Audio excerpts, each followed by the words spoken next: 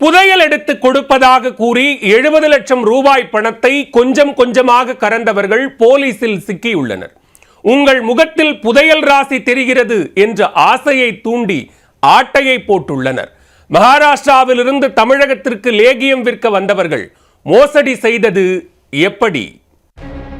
மகாராஷ்டிர மாநிலத்தைச் சேர்ந்த ராகேஷ் மற்றும் ராமச்சந்திரா ஆகிய 2 பேரும் ஓசூரில் லேகியம் விற்பனை செய்யும் தொழில் செய்து வந்தனர். ஓசூர் ராயக்கோட்டையைச் சேர்ந்த நாகராஜுக்கு லேகியம் விற்கும் இருவருடனும் பழக்கம் ஏற்பட்டுள்ளது.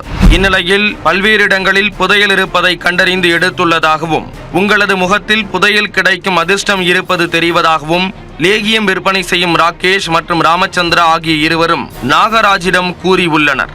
இதனை நம்பிய நாகராஜ் தனக்கு புதையல் எடுத்து தர கூறி கேட்க அதற்கு நிறைய பணம் செலவாகும் என்று இருவரும் தெரிவித்துள்ளனர். கோடிக்கணக்கான மதிப்புள்ள புதையல் கிடைக்கப் போகிறது என்று கனவில் மிதந்து கொண்டிருந்த நாகராஜ் அவர்கள் கேட்கும் போதெல்லாம் பணம் கொடுத்திருக்கிறார். இப்படி சிறுக சிறுக ரூபாய் 70 லட்சம் பணத்தை லேகியம் இருக்கும் ராகேஷ் மற்றும் ராமச்சந்திரா ஆகியோரிடம் கொடுத்திருக்கிறார் நாகராஜ். பணத்தை வாங்கிய ராகேஷும் ராமச்சந்திராவும் தங்களது சொந்த ஊரான மகாராஷ்டிரா மாநிலத்திற்கு திரும்பி சென்று விட்டனர். திரும்ப அவர்கள் ஓசூருக்கு வராததால் நாகராஜ் பலமுறை அவர்களிடம் செல்போனில் தொடர்பு கொண்டு பேசியும் அவர்கள் பணத்தை திருப்பி கொடுக்காமல் சாக்கு போக்கு சொல்லி உள்ளனர். தான் ஏமாற்றப்பட்டதை உணர்ந்த நாகராஜ் அவர்களை மகாராஷ்டிராவிலிருந்து ஓசூருக்கு வரவழைக்க திட்டம் போட்டிருக்கிறார். அதன்படி தனது நண்பருக்கும் புதையல் எடுத்து கொடுக்க வேண்டும் என்றும் அவரும் பணம் கொடுக்க தயாராக இருப்பதாக தெரிவித்துள்ளார். இதை நம்பி மகாராஷ்டிரா மாநிலத்திலிருந்து ராகேஷ் மற்றும் ராமச்சந்திரா ஆகிய இருவரும் ஓசூருக்கு வந்துள்ளனர்.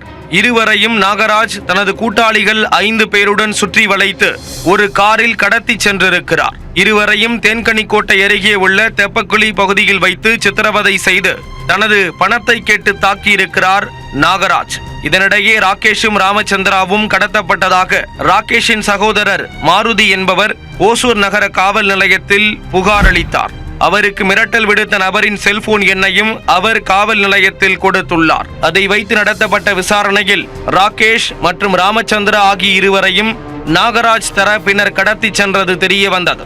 இதனையடுத்து போலீசார் செல்போன் சிக்னல் லொகேஷனை கண்டறிந்து அப்பகுதிக்கு சென்று நாகராஜ், ராஜா, முபாரக் பாஷா, பாண்டியன், மௌசின், ரிஸ்வான் ஆகிய 6 பேரை கைது செய்தனர். கடத்தப்பட்ட ராகேஷ் மற்றும் ராமச்சந்திரா ஆகிய 2 பேரையும் மீட்டனர். இதனிடையே நாகராஜ் மனைவி கிரிஜா தங்களிடம் பல லட்சம் ரூபாய் ஏமாற்றியதாக ராமச்சந்திரா மற்றும் ராகேஷ் மீது புகார் அளித்துள்ளார்.